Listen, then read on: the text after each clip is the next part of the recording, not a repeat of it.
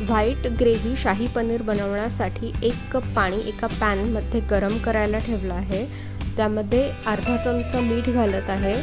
पाण्याला एक उकळी आल्यानंतर त्यामध्ये रफली चॉप्ड 1 कांदा आणि 1 वाटी काजू घालून घेतले आहेत। आता लीडनी पॅन कव्हर करून 7 ते 8 मिनिटांपर्यंत मिश्रण शिजून द्यायचं आहे।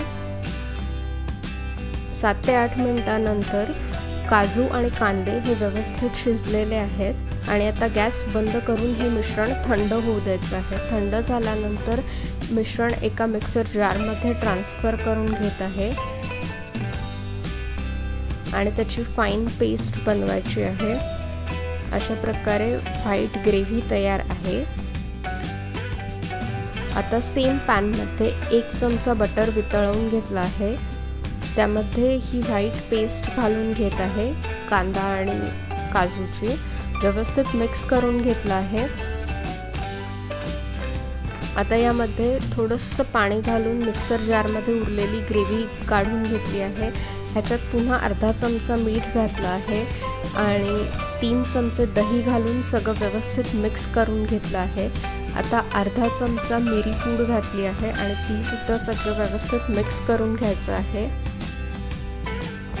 आता ह्यामध्ये अर्धा कप दूध घालत आहे। शाही पनीरमध्ये पाणी कमी वापरतात किंवा वापरतच नाहीत, त्यामुळे अर्धा कप दूध घातलं आहे। आणि आता इथे मी 1 वाटी पनीर म्हणजे 100 ग्रॅम पनीर घेतलं आहे, ते सुद्धा ग्रेव्हीमध्ये घालून व्यवस्थित मिक्स करून घेतलं आहे। आता मी इथे अर्धा चमचा कसुरी मेथी घालत आहे। ही ऑप्शनल आहे, पण ह्याच्यामुळे टेस्ट खूप छान येते। सो आय विल रेकमेंड की तुम्ही घालू शकता।